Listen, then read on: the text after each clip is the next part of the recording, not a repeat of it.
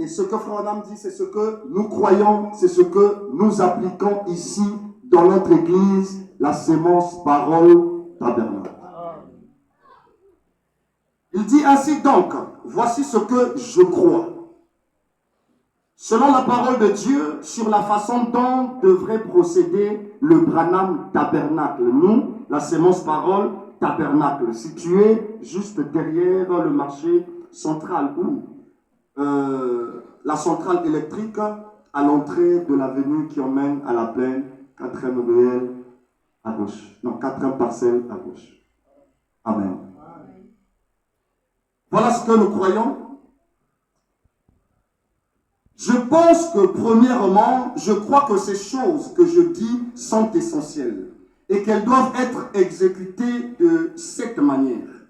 Dans la sémence parole tabernacle, afin qu'il prospère dans le Seigneur. Donc la prospérité d'une église dans le Seigneur dépend de sa soumission au principe de la parole. Une église ne prospérera pas si cette église ne se soumet pas et n'obéit pas ou n'applique pas les principes de la parole. Est-ce qu'on est d'accord? Amen. Et à n'importe quel moment, si ces choses, si ceci était mis en ordre, si ceci était mis en doute, la personne qui a des questions à ce sujet pourra soit me consulter, si elle ne peut me joindre, si elle ne peut joindre le pasteur, ou bien consulter le pasteur. Nous avons dit qu'à Branham Tabernacle, il y avait 2 pasteurs, un pasteur principal et un pasteur associé, ou un pasteur adjoint. Amen. Alors, à l'absence de frère Branham, on devrait consulter le pasteur adjoint, qui était le frère Neville, le pasteur Neville. Frère Branham dit, si quelqu'un a une question par rapport à ce que je suis en train de dire, qu'il n'hésite pas de me consulter, s'il ne peut pas consulter le pasteur adjoint qui est à côté. Amen. Si je suis à la maison, que je ne suis pas en voyage, je me ferai un plaisir d'aider les laïcs ou le pasteur à n'importe quel moment. Et ces choses sont scripturaires, c'est-à-dire c'est écrit dans la Bible. Et je crois qu'elles font partie de l'ordre de l'Église. Je pense, premièrement, que tous les membres ou tous les adorateurs de la sémence parole tabernacle devraient éprouver tellement d'amour divin l'un pour l'autre. Amen. Madame dit que moi je pense que tous les membres ou tous les adorateurs de notre église devraient approuver tellement de l'amour divin les uns pour les autres. Nous voulons voir les frères qui aiment ses frères, les sœurs qui aiment ses sœurs. Une église qui s'aime mutuellement. Une église qui se fraternise, fraternise, comment on dit? Voilà, qui se fraternise. Une église, là où on ne voit pas la haine, l'amertume, les rancunes. Je suis dans la joie de voir mon frère qui vient d'arriver. Dieu te bénisse, frère. Le frère Christ t'a emmené, c'est ça? Je suis content de te voir. Et te voir au culte d'aujourd'hui, ça me donne plus de joie. C'est vrai que je suis d'abord dans la joie parce que je suis à l'église, mais ma joie s'est encore ajoutée parce que je t'ai encore vu au milieu de nous. Amen. Amen. Et quand je te regarde, tu sens même dans mon visage le plaisir de te voir au milieu de nous. Et c'est ce qui devrait se passer entre vous, les frères et les sœurs. Et j'ai horreur, je vous dis au nom de Jésus, de quelqu'un qui a un visage bizarre à la vue des autres. Ça m'énerve. J'ai envie de te chasser de l'église. Parce que je ne comprends pas comment tu veux te sentir important devant les autres. Je ne sais pas comment, qu'est-ce que tu as. Que les autres te considèrent et que toi, tu n'as pas le droit de considérer les autres. Je me pose des questions. Pourquoi? Ton visage est comment? Quelle est la beauté que toi tu as? Excusez-moi, ça commence à m'énerver. On appelle ça de l'importance inutile, mal placée. Parce que tu n'as rien. Tu ne nourris personne. Ce que tu as apporté là, c'est toi qui as apporté ça. Tu n'as habillé personne. Même si ta chaussure est chère, c'est cher pour toi, tu l'as acheté pour toi, c'est sur tes pieds à toi. Quelqu'un me donne un amen. Et quand nous avons cette révélation-là, aime ton frère qui est à côté de toi. Il est venu prendre quoi de toi? Elle est venue prendre quoi de toi? Il n'est pas venu prendre ta place. Elle n'est pas venue prendre ta place. Chacun a sa place dans la maison de Dieu. Personne ne viendra prendre ma place. Donc je ne serai pas en haine quand quelqu'un vient à l'église. Bon, le pasteur va maintenant le voir et le pasteur ne me verra plus. Qui t'a dit ça? Amen. Le pasteur va maintenant le considérer, il ne considérera plus. Qui t'a dit ça? Amen. Chacun a sa place. Amen. Et sois dans la joie qu'une nouvelle sœur vienne à l'église. Tu dois l'accueillir, tu dois la recevoir. Tu dois l'embrasser, tu dis, c'est ça, que Dieu te bénisse. Je suis content que tu sois venu aujourd'hui. Viens encore la semaine prochaine.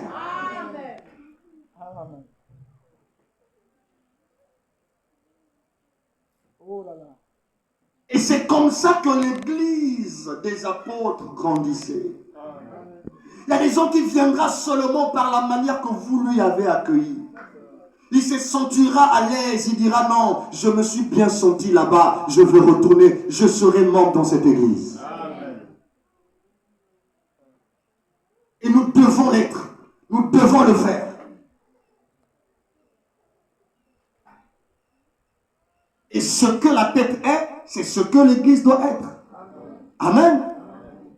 Ce que le pasteur est, c'est ce que vous devez être. Si vous ne l'êtes pas, je me dis qui est votre pasteur. Vous écoutez qui vous influence comme ça? Amen. Et si ça continue, je te dirai de rejoindre ton père parce que moi, je ne suis pas ton père.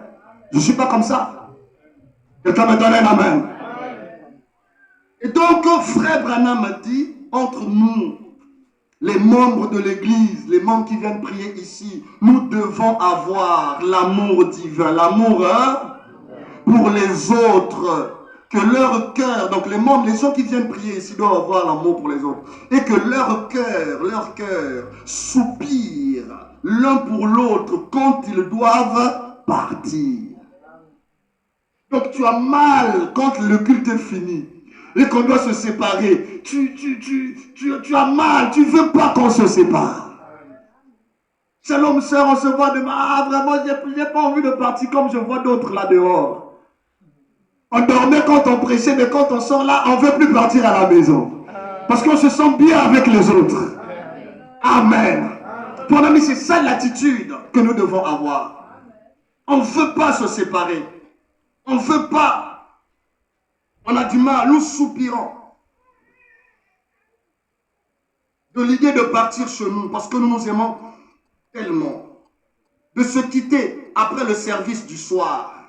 Je crois réellement à l'amour divin. Nous aussi, nous croyons réellement à l'amour divin. L'apôtre Paul déclare que c'était là la preuve du Saint-Esprit. À ceci, donc à l'amour, en ayant l'amour, tous connaîtront que vous êtes mes disciples, a dit Jésus. Si vous avez de l'amour les uns pour les autres. Et nous croyons que c'est l'amour de Dieu qui a envoyé Jésus-Christ sur la terre afin qu'il meure pour nous. Dieu a tant aimé le monde qu'il a donné son Fils unique afin que quiconque croit en lui ne périsse point, mais qu'il ait la vie éternelle. L'amour. Voilà, dit, Et la vie éternelle dont il est question ici, c'est la vie même de Dieu. Donc quelqu'un qui n'aime pas son frère n'a pas la vie de Dieu. Une sœur qui n'aime pas sa sœur n'a pas la vie de Dieu. Parce que l'amour dont il est question ici, c'est la vie même de Dieu. Amen, amen. Et nous sommes ici pour manifester la vie même de Dieu. Et Jésus n'a pas dit qu'on vous reconnaîtra, mes disciples, quand vous aurez des robes ou des jupes, mais quand vous aurez de l'amour les uns vis-à-vis des autres. Quand nous sortons ici, je ne suis pas pressé. Je veux saluer mon frère. Shalom, sœur. Shalom. Je ne connais pas ton prénom. Comment tu t'appelles? Moi, c'est la sœur Inter. Ah, moi, c'est la sœur Inter. Dieu te bénisse. On se reverra mercredi. D'accord. Quand la sœur va à la maison, il y a une sœur qui lui avait dit qu'on se reverra mercredi. Quand elle lave les habits, elle lave les assiettes, l'heure est en train de vouloir passer, elle veut être embrouillée, elle se rappelle qu'il y a une sœur qui l'avait dit, on se reverra mercredi. Amen. Et cette parole fait qu'un enfant que je retourne, il faut que je finisse, je dois aller au culte. Parce que le jour-là, on s'était dit avec la sœur que nous allons nous retrouver mercredi. Et nous venons, voilà comment nous constituons alors notre vie autour de la parole. Avec le Seigneur, nous avançons main dans la main. Comme le merveilleux chant que nous aimons, ma main dans ta main, toi Jésus mon roi, je marcherai triomphant vers les cieux. Cet amour divin, donc c'est la vie même de Dieu, la vie éternelle. Amen. Parce que nous devenons fils et filles de Dieu par le baptême du Saint-Esprit. En effet, c'est ça la sémence d'Abraham. Ce qui nous donne la foi d'Abraham. Amen. Alors qu'il crut Dieu avant même d'avoir été circoncis. Amen. On va s'arrêter là, on acclame le Seigneur Jésus-Christ. Toujours dans notre écriture.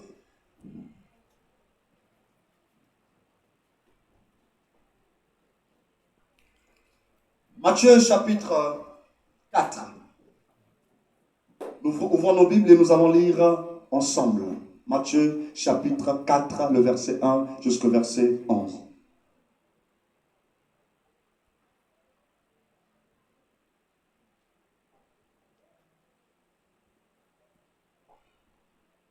Est-ce que vous êtes là? Nous allons partir. 1, 2, 3. On y va? Ensemble et à haute et intelligible voix, nous allons lire 1, 2, 3. Alors Jésus fut emmené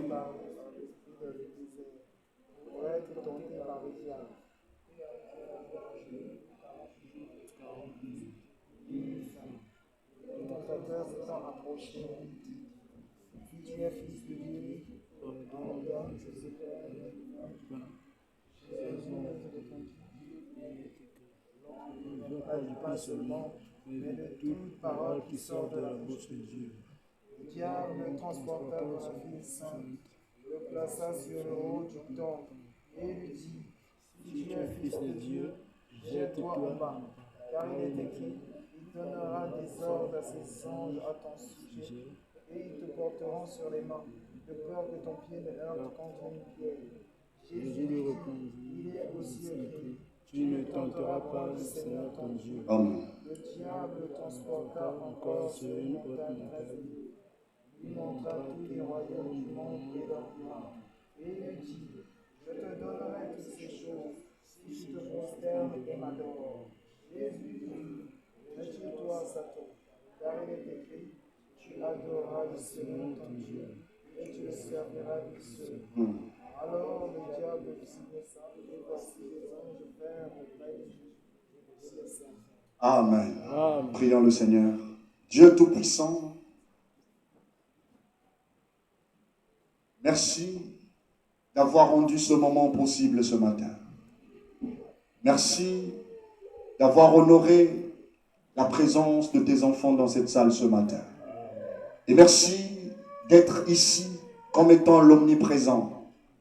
Parce que tu as fait la promesse que là où 2 ou 3 personnes sont rassemblées en ton nom, tu es au milieu d'eux. Maintenant, le temps est venu. Nous t'avons adoré en esprit et en vérité. Nous t'avons loué en esprit et en vérité. Le temps est venu où nous devons écouter la parole. Car tu as dit, l'homme ne vivra pas du pain seulement, mais de toute parole qui sort de la bouche de Dieu. Père Céleste, nous avons besoin de toi. Tu sais que sans toi, nous ne pouvons rien faire. La Bible nous a dit dans Philippiens chapitre 3, 4, le verset 13, « Je puis tout par celui qui me fortifie. » Aujourd'hui, il y a quelque chose qui peut encore nous faire lever, qui peut encore nous faire chanter. C'est lorsque nous nous rappelons qu'il y a quelqu'un à cause de nous. Il a accepté d'être malédiction. Il a accepté de porter tous les coups qu'on a placés sur lui pour qu'aujourd'hui, nous puissions lever la tête comme étant des vainqueurs. La victoire de ce matin, Seigneur, ce n'est pas à cause de nous, mais c'est à cause de ce que toi tu avais accompli. Si je suis ici, Seigneur, et je confesse, oh Dieu, la victoire, c'est parce que tu avais déjà combattu et tu avais déjà vaincu. Et ce matin, je suis là pour prendre ce que tu avais déjà disposé pour moi. La guérison, la paix, la santé, la quiétude, tout ce que tu avais disposé. La bénédiction multiforme que tu avais déjà acquise à la croix, je suis venu tendre ma main pour dire, donne-moi cela ce matin. Parce que Père éternel, oh Dieu, ma foi est élevée d'une façon où personne ne peut me dire le contraire. Ma vie ne terminera pas comme ceci. Je sais qu'il y a un plan que tu avais déjà tracé dans ma vie et je viens pour écouter quel est ce plan afin de le croire et de m'identifier à cela. Père, mets-moi hors du chemin. C'est seule la parole qui peut changer la vie d'un pécheur.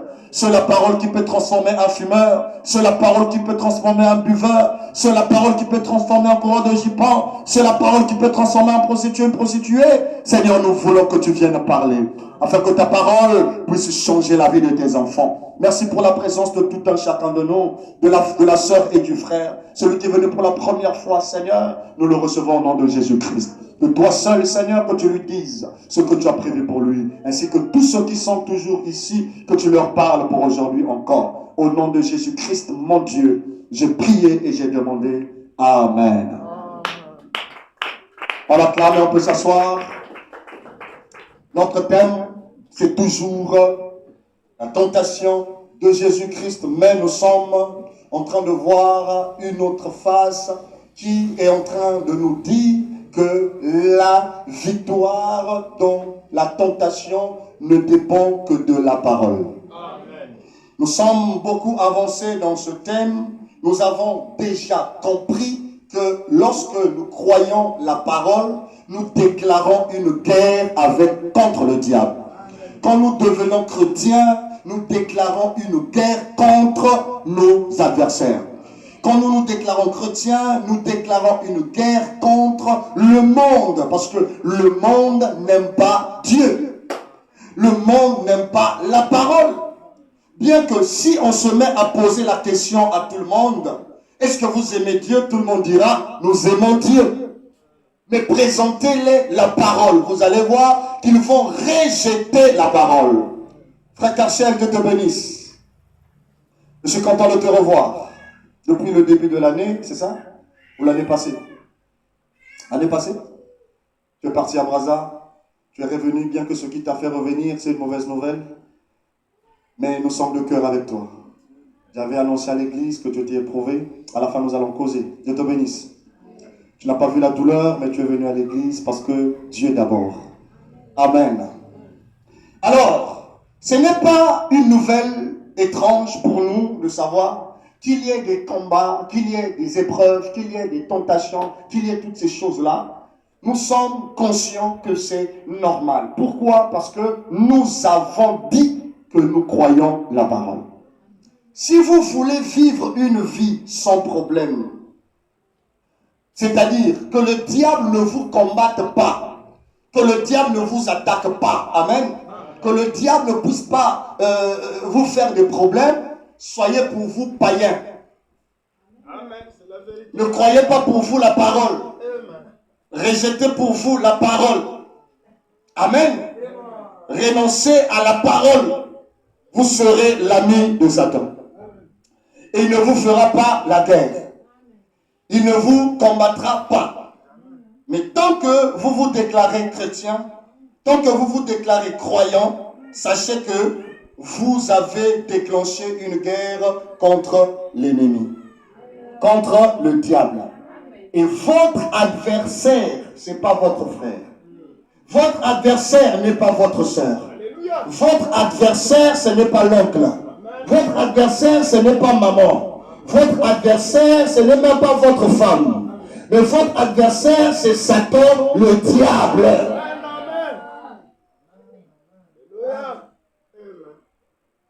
La Bible dit, nous n'avons pas à combattre contre la chair. Nous n'avons pas à combattre contre le sang. Mais notre combat, c'est contre les principautés. C'est contre les démons. Or, le démon est un esprit. Pour qu'il opère, il doit trouver un corps. Et le corps qu'il trouve, c'est le corps qui se disponibilise ou qui se dispose. Et si c'est le corps de l'oncle qui était disponible, c'est pas étonnant que le diable aille rentrer dans l'oncle et l'oncle devient le cauchemar de ta vie. Et je tiens à préciser que ce n'est pas l'oncle en tant que oncle, mais c'est l'oncle en version ou par mauvais esprit. Est-ce que quelqu'un est avec moi? Comme le démon ne peut pas travailler sans un corps, et il a trouvé le corps de maman disponible. Et le démon est parti rentrer dans maman.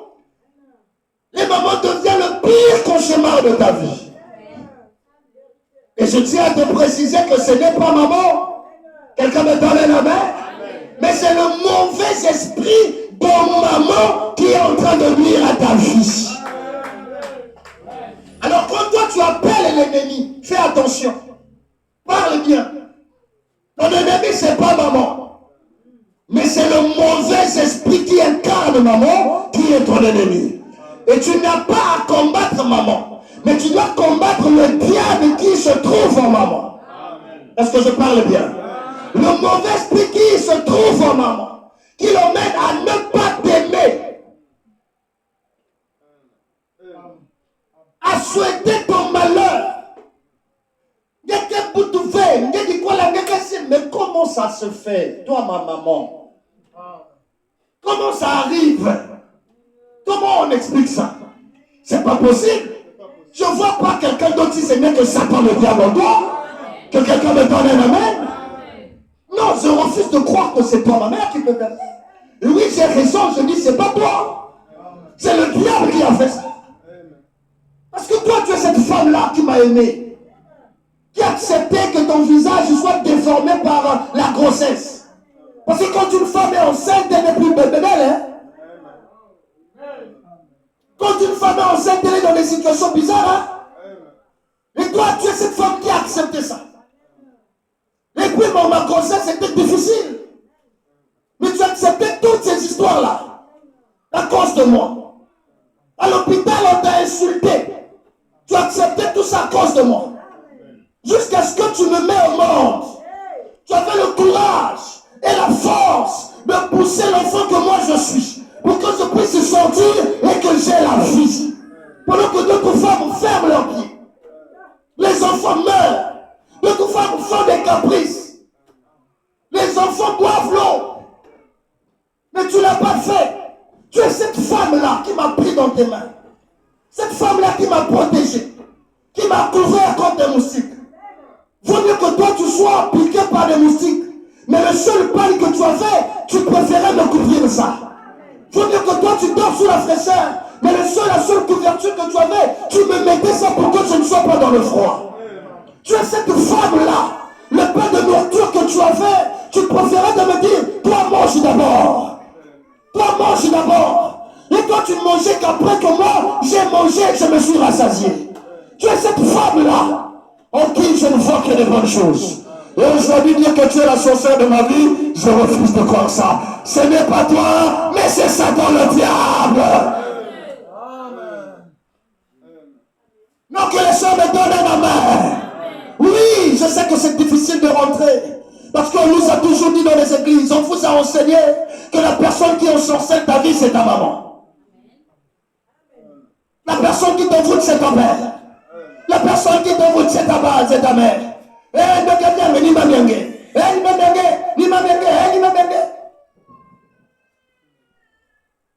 Et tu as détourné, tu as changé d'attitude.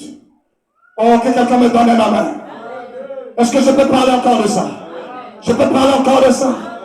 Aujourd'hui, la Bible dit d'ailleurs que mon peuple meurt par manque de connaissance. Mon peuple périt par faute de connaissance. Mais aujourd'hui, le Seigneur vient te donner l'éclaircissement des choses. Quelqu'un me donne la main. Quelqu'un dit un amen. Quelqu'un dit un amen. Quelqu'un dit un amen bien. Combat le diable. Aime ton maman. Combat le mauvais esprit. Aime ton père. Oh là là. Combien de mamans aujourd'hui pleurent au coin des maisons. Parce qu'on les a accusés sorciers et sorcières. Les enfants pour qui? Amen. Ils ont travaillé toute leur vie. À cause d'une prophétie qu'on leur a donnée par un pasteur. À cause d'une prophétie qu'on leur a donnée dans une église. On leur a mal enseigné la parole. On leur a mal enseigné la... Écoute-moi ma fille. Tu ne vaincras pas avec la haine dans ton cœur. Je répète. Tu ne vaincras pas le diable avec la haine dans ton cœur. Oui, même si tu sais que c'est maman qui fait ça. Mais si tu veux la combattre en la haïssant, tu ne la vaincras pas. Parce que la haine, c'est son arme à elle. La haine, c'est l'arme avec laquelle elle travaille. Et si toi, tu veux la vaincre en la haïssant, tu vas échouer. Elle continue à avoir toujours le dessus sur toi. Ce que tu dois faire, c'est de l'aimer. C'est de l'aimer. Et l'amour est une arme très efficace et qui donne un coup fatal sur l'ennemi. Quelqu'un me donne un amen. Quelqu'un dit un amen.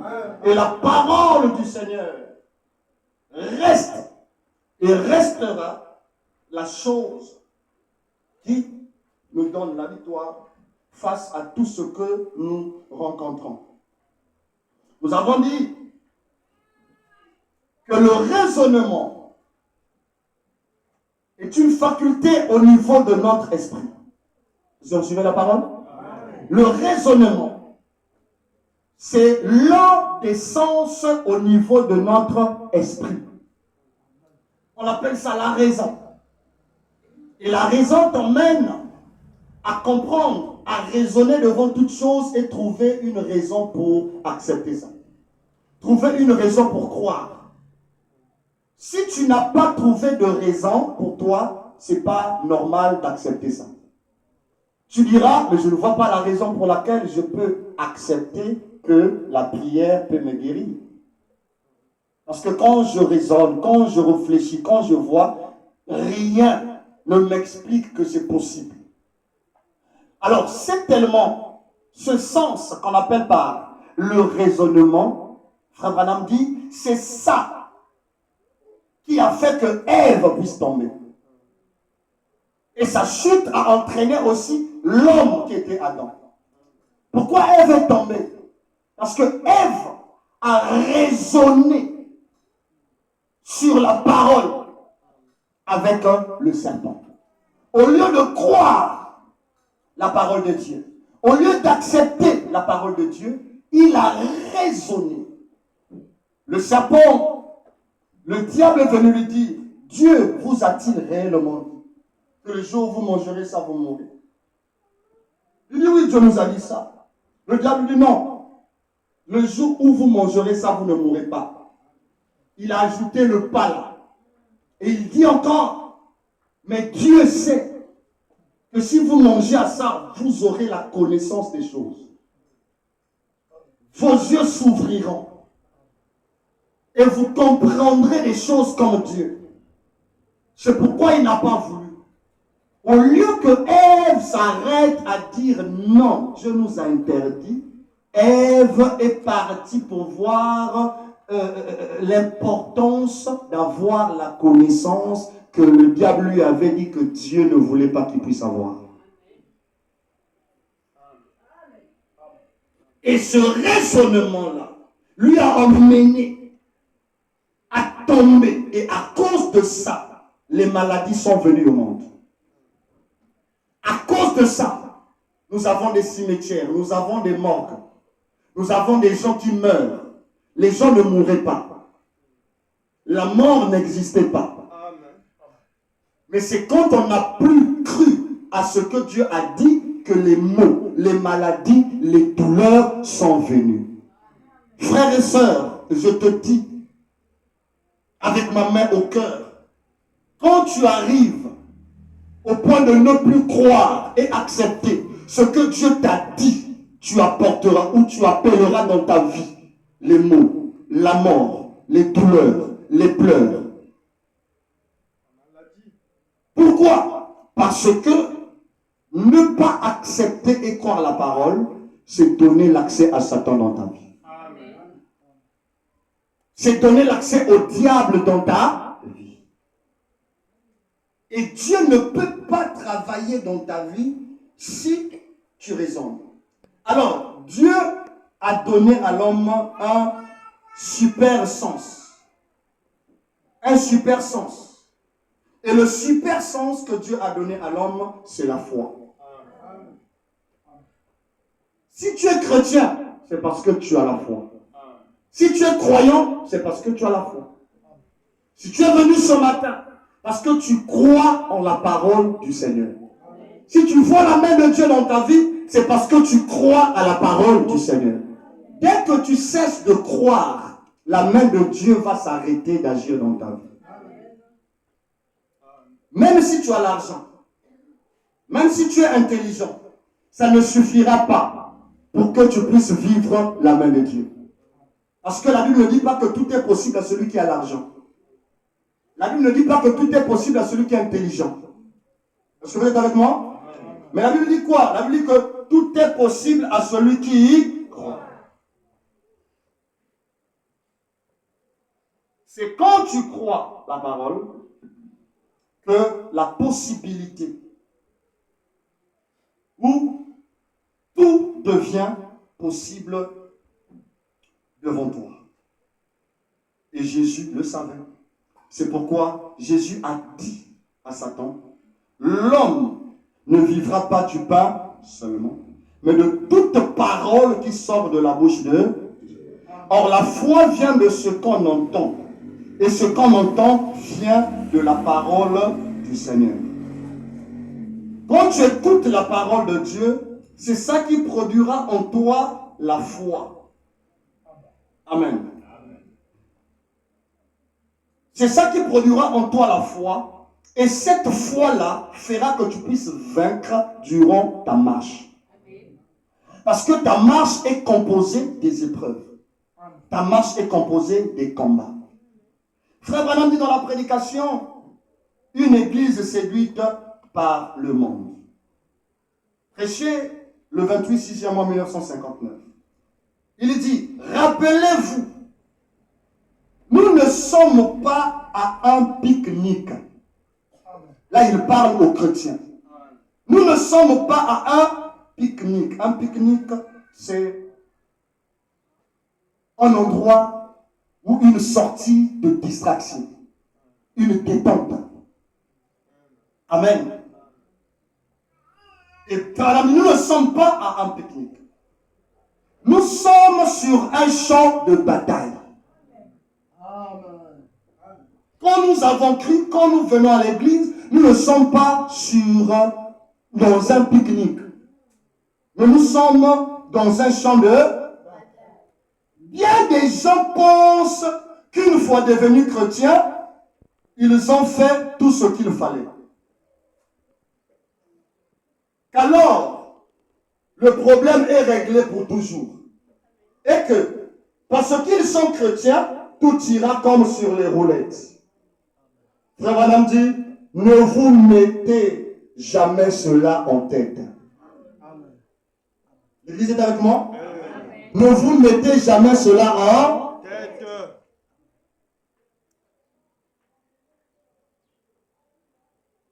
Car, si je suis devenu chrétien, c'est pour combattre.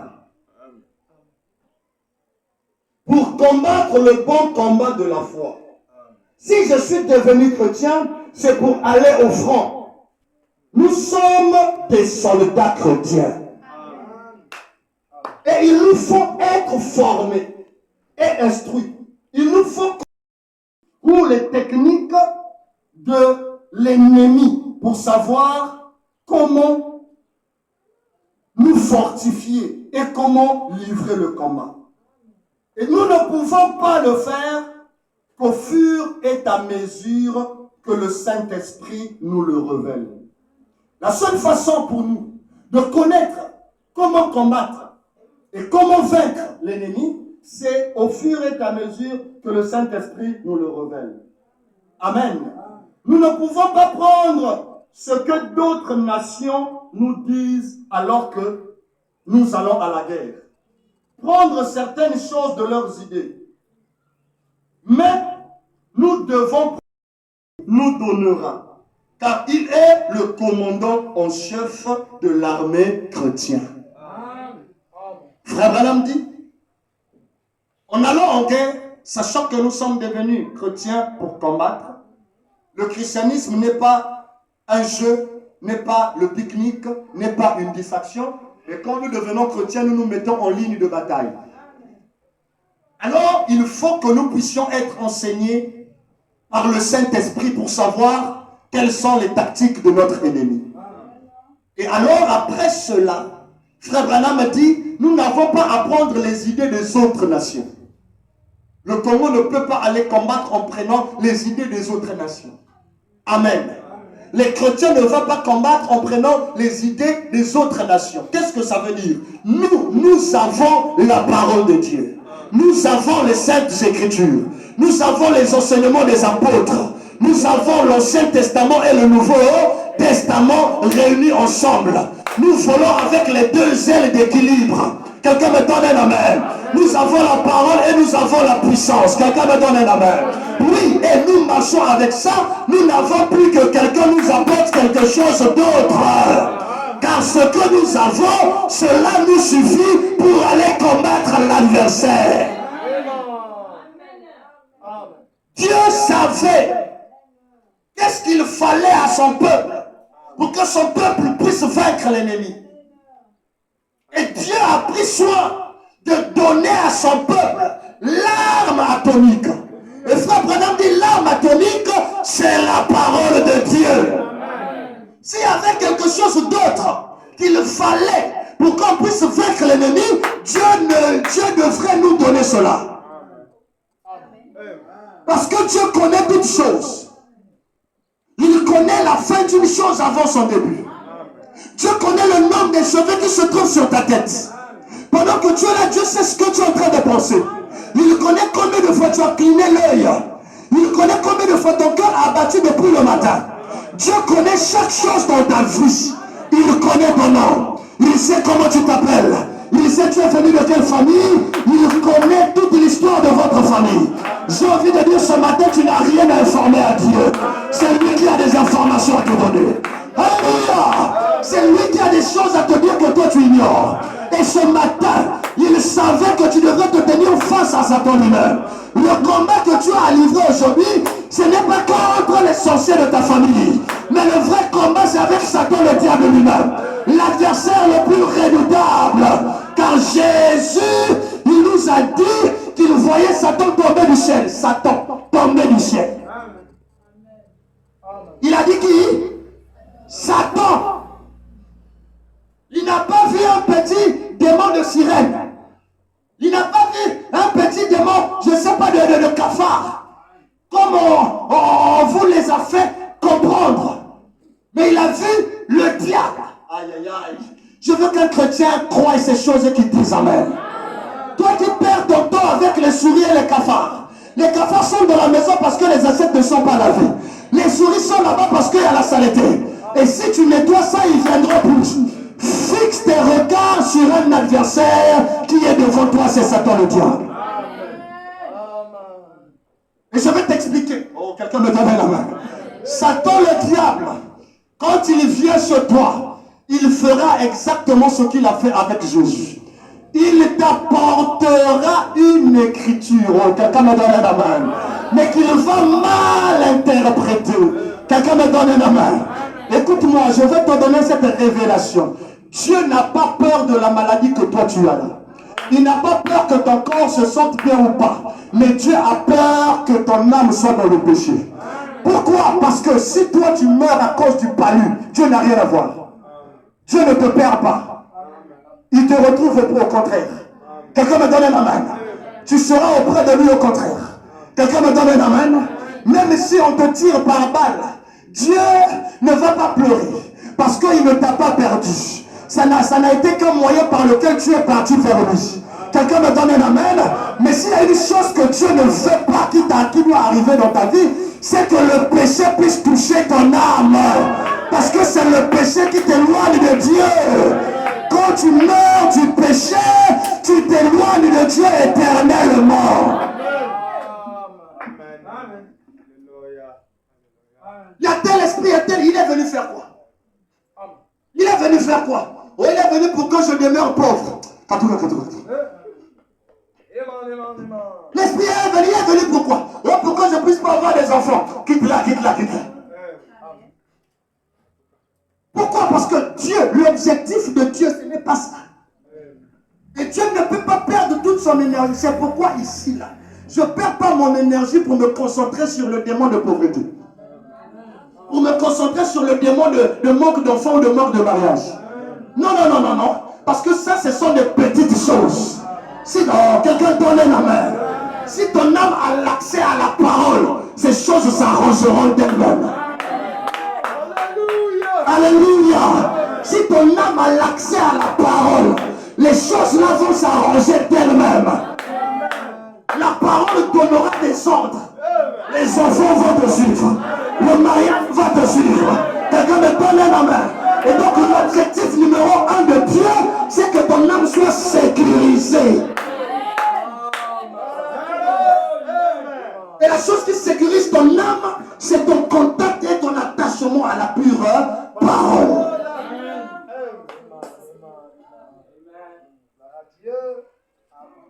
Mais le monde vous tourne l'attention de la chose vraie que vous devez veiller. Il viendra chez vous. La Bible dit, ne craignez pas seulement celui qui peut détruire la chair. Ne craignez pas seulement celui qui peut détruire votre corps. N'est-ce pas? Mais craignez surtout celui qui peut détruire votre âme. Alors vous savez qui détruit l'âme? Hein? Qui détruit l'âme?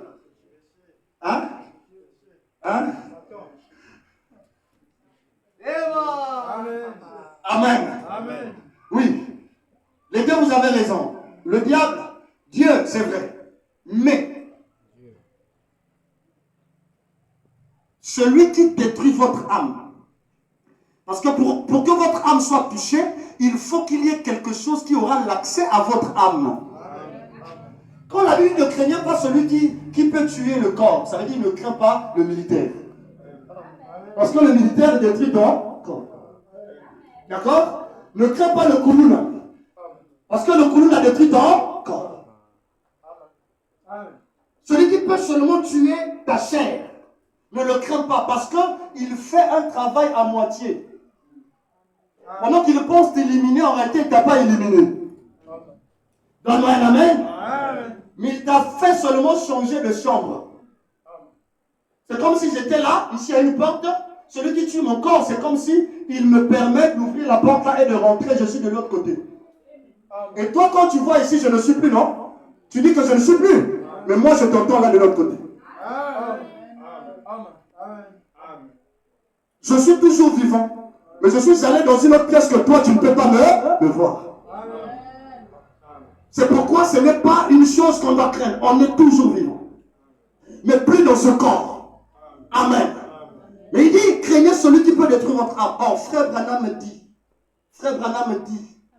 les prédicateurs qui sont du mot de la chair, qui vous prêchent un faux évangile, voilà les gens à craindre. C'est vrai, non? Voilà les gens à craindre. Pourquoi? Parce que ce qu'on vous prêche, c'est la nourriture de votre âme. Si on vous prêche une fausse parole, vous mangez mal, vous allez mourir. Et en vous prêchant une fausse doctrine, on fait atteinte à votre âme. Quand vous croyez ce qui n'est pas la parole, votre âme meurt. C'est pourquoi Satan a changé d'endroit. Il n'est plus dans les bars. Il n'est plus dans les féticheurs. Satan est rentré dans les églises. Mais qu'est-ce qu'il veut faire à l'église? Puisqu'il n'a pas des armes à l'église. L'objectif de Satan, c'est de vous détruire. Mais quand il vient à l'église, il n'a pas des armes. Quand il vient à l'église, il n'a pas de bouteilles. Mais quand il vient à l'église, il a quoi? Il a la Bible. Donc il sait qu'avec la Bible, il peut vous tuer. Il ne tue pas votre corps, mais il tue votre âme. Et quand il a cette Bible-là, il interprète cette Bible-là selon lui. Il vous donne une fausse interprétation de la Bible.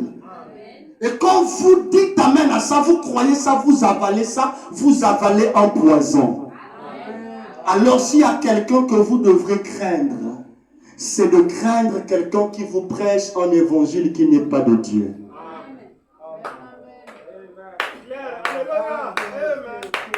Parce que quand votre âme est tuée, vous êtes séparés éternellement de Dieu.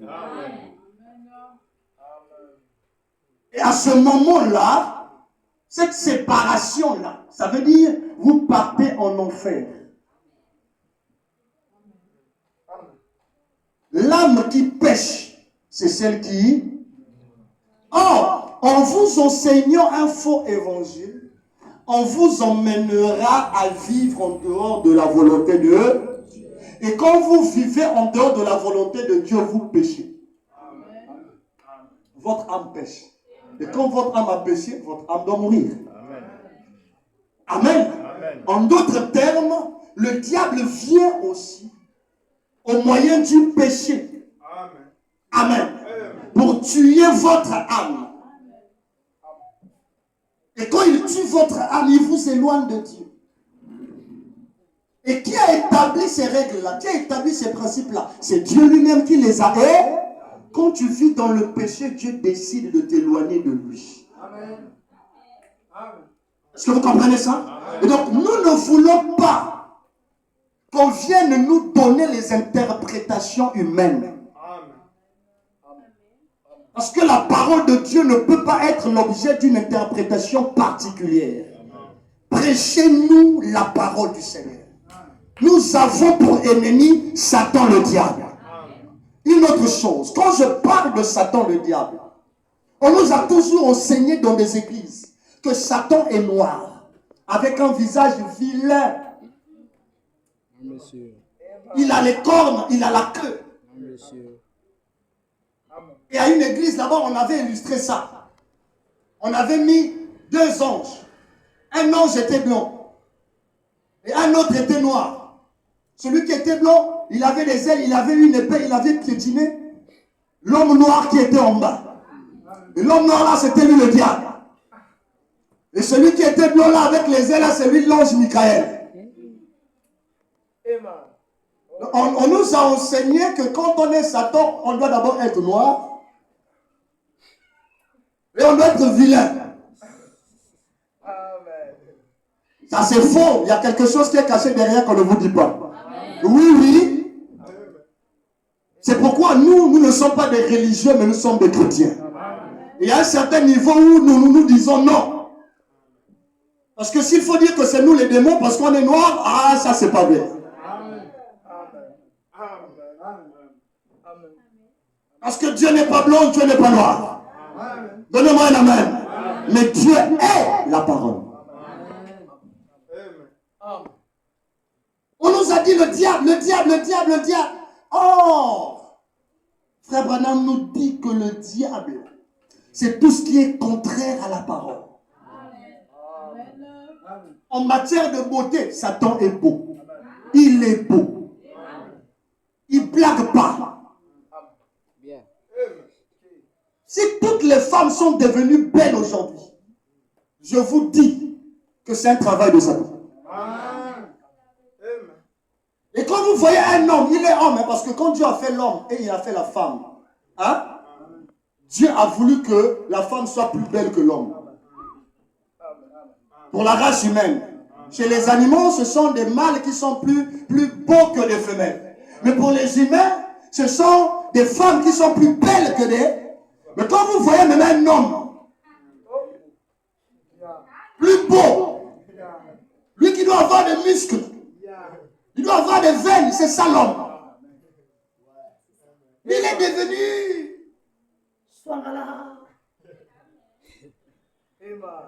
Il a de beauté. Même sa femme ne met pas ça comme ça.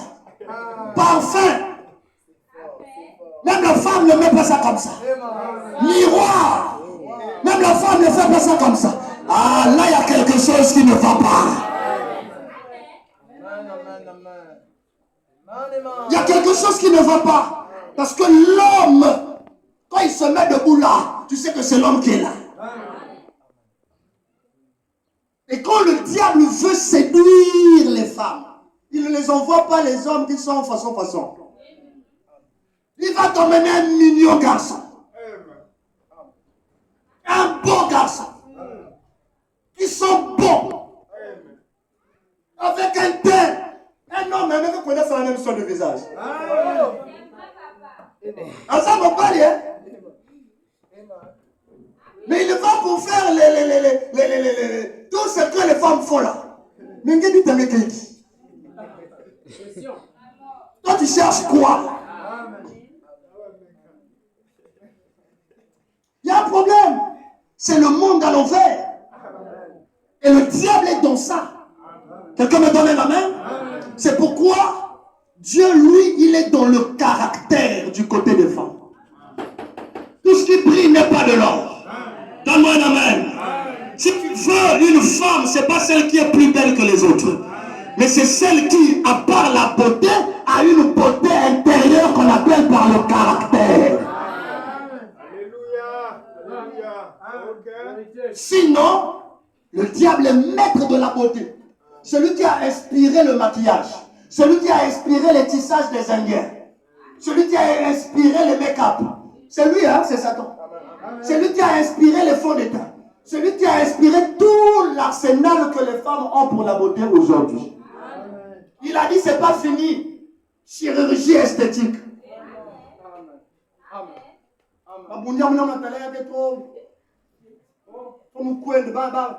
Vous avez qu'à baquer boila quand je suis na kate.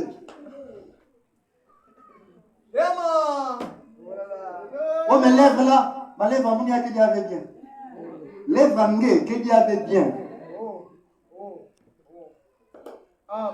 Ça nous chirurgie esthétique. Chirurgie esthétique. Il y a une façon de dire chirurgie esthétique. Même combien de monde a de la chirurgie esthétique. Le diable t'a donné le joli nom, mais il ne t'a pas dit que la mort est cachée derrière. Et quand tu sors là, tu deviens comme un poupée, mon poupée.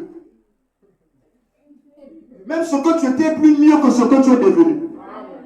Et le diable te moque, mais donc vous qui toque, c'est faux.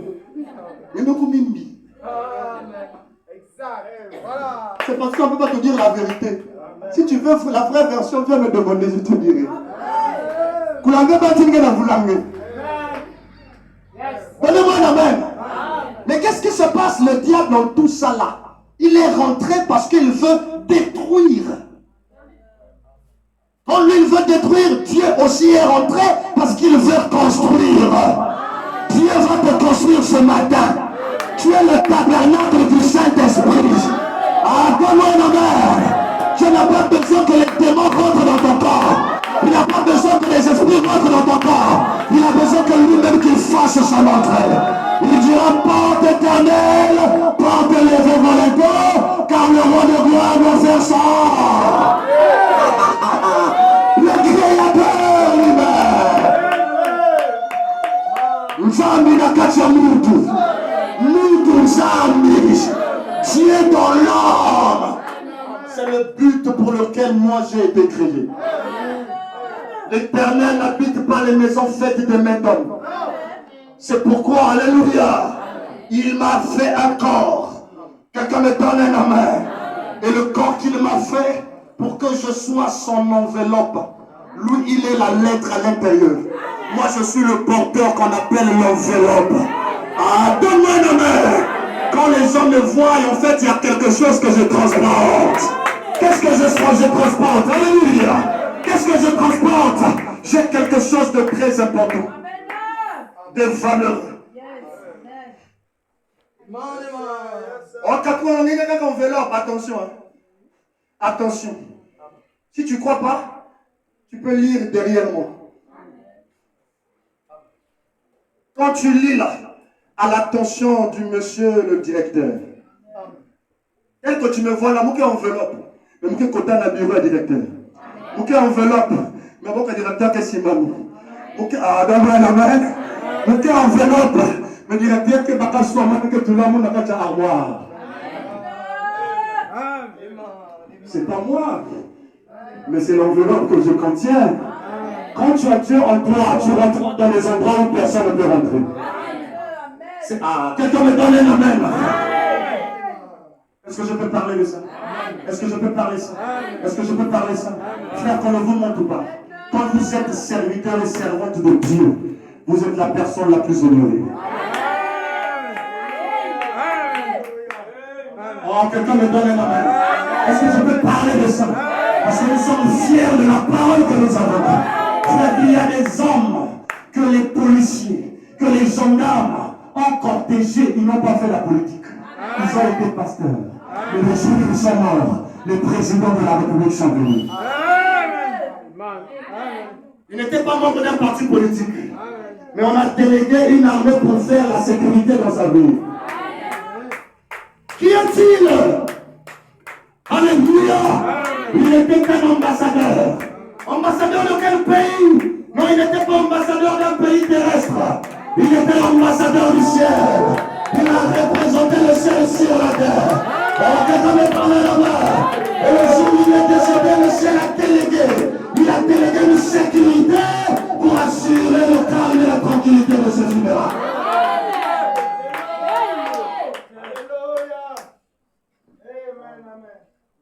Il y a des sœurs dans ce message. Faire leur veillée. Il n'y avait pas de place. Elles ont servi Dieu. Elles ont servi la parole. Mais il fallait prendre des stades. Elles n'étaient pas francs-maçons, elles n'étaient pas prostituées. Elles étaient servantes de Dieu. Amen. Il fallait exposer son corps dans des endroits bien spacieux.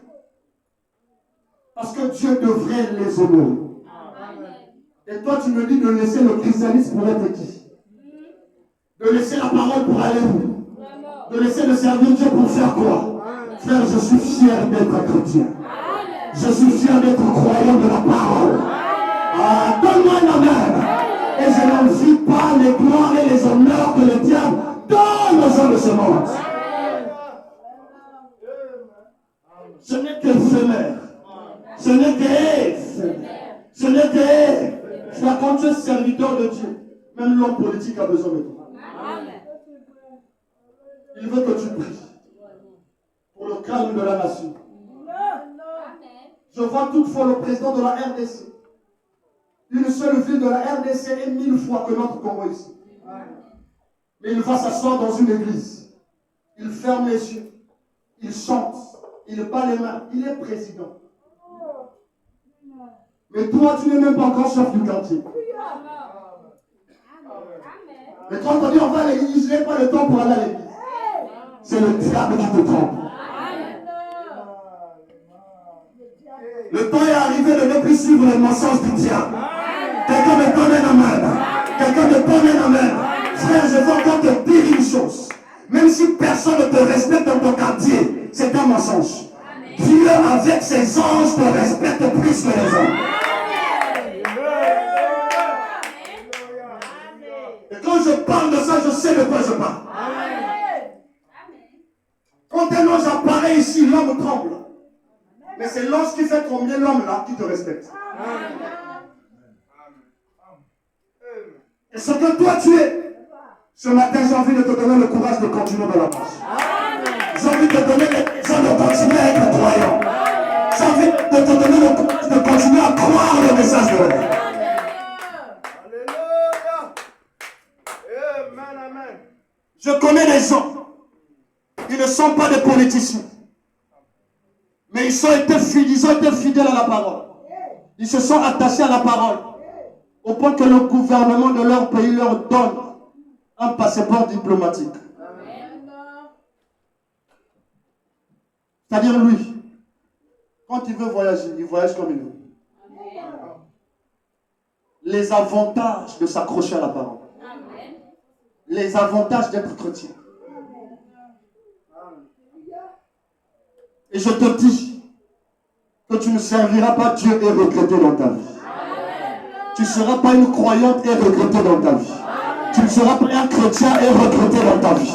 Je te lance un défi au nom de Jésus-Christ. Si tu as honoré les autres qui se sont attachés à la parole, si toi aussi tu t'attaches à la parole, Dieu t'honorera. Est-ce que quelqu'un connaît ici? J'ai envie d'arrêter, mais l'Esprit me dit de parler encore. L'Esprit me dit de parler encore. Quelqu'un connaît quelqu'un qu'on appelle par Joseph? Vous connaissez Joseph? Le Joseph de la Bible, est-ce que vous le connaissez? Est-ce que vous le connaissez? Joseph était le dernier de sa mère. Quelqu'un me donne la main. Joseph, au milieu de ses frères, était haï. Il n'avait pas de chance d'émerger. Joseph a été mis en prison, a été faussement accusé. Mais Dieu a travaillé parce qu'il connaissait le cœur de Joseph. Joseph aimait Dieu. Joseph craignait Dieu, respectait Dieu, servait Dieu. Dieu lui a dit ça, je dois honorer ça. Ça, je ne laisse pas ça comme ça. Même si on t'a fermé toutes les portes, moi-même je viendrai les ouvrir. On a exposé ta vie pour que tu sois bouffé par les caïmans, que tu sois bouffé par les serpents. Moi-même je viendrai fermer la bouche des serpents. Je m'engage à sécuriser ta vie, même dans un puits là où il y a des serpents. Parce que ça, moi je dois honorer ça. Je l'ai appris d'un prisonnier. Voilà. Le bras droit de Pharaon. Tu ne peux pas voir Pharaon sans passer par Joseph. Il devient l'intendant de tous les biens de l'Égypte. C'est lui qui donne les programmes, il approvisionne, il donne les plans. Faites ceci, faites ceci. Dieu est merveilleux. Dieu est. Ce qu'il a fait pour eux, si toi tu crois et tu t'accroches, il fera la même chose pour toi. Est-ce que tu dis amen à ça? Est-ce que tu dis amen à ça? Dieu va t'honorer, donne-moi un amen. Dieu va te bénir, donne-moi un amen. Il prend les gens qui ont la poussière, les gens qui ont la boue, la saleté, Dieu les élève. Il fait d'eux des personnes incontournables. Continue à le croire. Continue à venir écouter la parole. Continue à dire amen à la parole. Continue à servir le Seigneur. Dieu va surprendre ton entourage. Ce que tu fais ne sera pas perdu. Ça n'ira pas dans l'eau. Ça ne sera pas en vain. Est-ce que tu es avec moi? Est-ce que tu es avec moi? Est-ce que tu es avec moi? N'envie personne. Si celui-là n'a pas Dieu, ne l'envie pas. Ce sont des tombeaux blanchis. On voit le blanc, mais à l'intérieur, c'est des asticots. On voit la couleur de marbre, mais à l'intérieur, là-bas, c'est l'odeur. Quelqu'un me donne un amen. Accroche-toi à Dieu. Une vieillesse bénie se trouve dans la parole. Quelqu'un me donne un amen. Une vieillesse comment? Bénie. Tu vieillis dans la bénédiction. Tu vieillis dans la bénédiction. Tu vois tes enfants évoluer devant toi. Quelqu'un me donne un amen. Ça a toujours des avantages. Ça paye toujours. Une jeunesse dans la parole, ça bénit toujours. Est-ce que tu vas avancer dans la foi? Est-ce que tu vas t'accrocher encore? Est-ce que tu vas servir encore Dieu? Tu vas t'attacher encore à la parole? Acclamez le Seigneur Jésus-Christ. Je vais lire cette citation. Amen. Amen. Je vais lire ça et puis je vais vous laisser rentrer. Le fondement et les bases, c'est la façon où le Seigneur est en train de nous conduire, de nous emmener. Nous n'avons rien à ajouter à la parole. Frère dit, si vous voulez ajouter quelque chose à la parole, ajoutez à la parole la parole. Amen. Ajoutez à la parole la parole. Écoutez-moi, mon église. Beaucoup de gens aujourd'hui sont découragés des églises et des pasteurs. Parce que jour après jour, on écoute les dégâts que font les pasteurs. On écoute les dégâts que font des églises. Et beaucoup de gens sont déçus. Et le diable a fait monter ses agents par les TikTok, par des réseaux sociaux, pour parler en mal de l'église. Pour parler en mal des pasteurs. Pour que les gens puissent abandonner le chemin de Dieu. Mais je vous dis ma main au cœur au nom du Seigneur. Là où vous voyez un faux billet, cherchez bien, vous allez trouver le vrai billet. Parce que le faux billet est venu à cause du vrai billet. C'est le vrai billet qui a précédé. Et on a falsifié à travers le vrai, on a trouvé le faux. Ne dites jamais dans votre esprit que tous les pasteurs sont faux. Car Dieu ne manquera pas de témoins. Élie est arrivé à ce point-là. Il était seul dans la brousse, dans les forêts. Il était en train de pleurer. Il disait, Seigneur, tous, ils ont abandonné la parole. Dieu lui a dit, n'aie pas peur. J'ai encore quelques-uns que j'ai gardés. Ceux-là, ils ne se sont pas fléchis devant le Dieu de l'homme. Même si le monde se sont fléchis devant le diable. Mais Dieu te dit ce matin, ma fille, ne pleure pas. J'ai encore un serviteur. Parmi, alléluia, les vrais serviteurs qui n'a pas fléchi ses genoux devant le Dieu de cet esprit. J'ai encore mon homme que j'ai appelé, que j'ai envoyé pour toi. Va à l'église. Va écouter la parole. Parfois c'est ton mari qui te dit, je ne fais plus confiance à mon pasteur. Parfois c'est ta femme qui te dit, ne va pas. Mais Dieu aussi t'a dit, alléluia, que j'ai encore gardé quelqu'un là-bas. Quelqu'un me donne la main. Je ne sais pas si tu vois la personne que tu as gardée. Je ne sais pas si tu l'as vu ce matin et que tu auras le courage de venir à l'église. Tu auras le courage de prendre ta Bible, le courage de mettre ta robe, de mettre ta cravate, de mettre ta chaussée et de dire aux gens que je suis parti à l'église. C'est lui qui est faux pasteur. Mais mon pasteur n'est pas faux pasteur. Dieu m'a montré son état d'âme.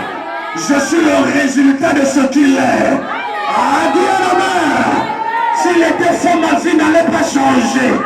Parce qu'à l'église, nous partons recevoir la vie qui est dans le pasteur. S'il vivait mal, j'allais aussi vivre mal. Mais comme ma vie change, je ne suis plus ce que j'étais.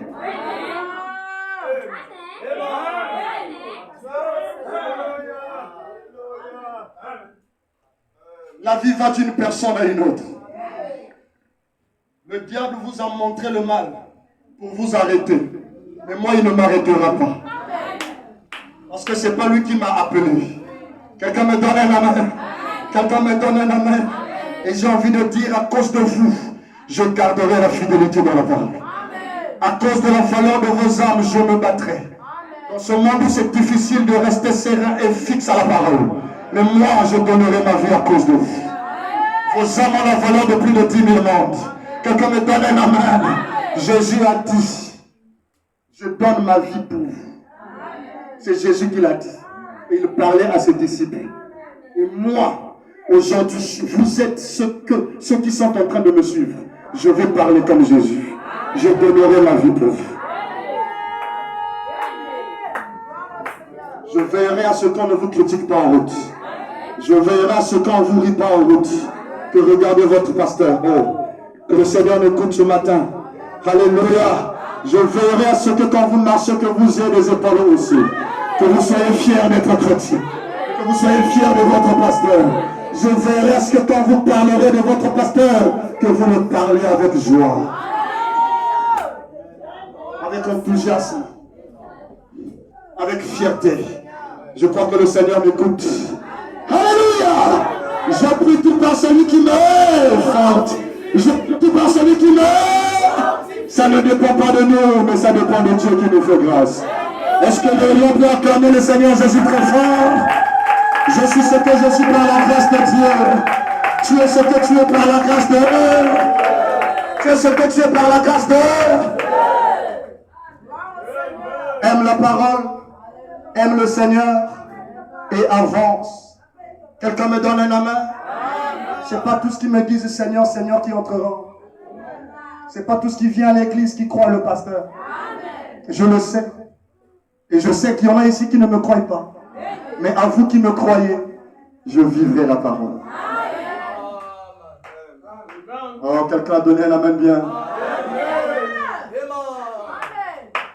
Priez pour moi, moi aussi je prierai pour vous. Lèvons-nous, nous allons prier le Seigneur Jésus. Lui, l'amour de notre vie, pour qui nous avons donné toute notre jeunesse au Seigneur.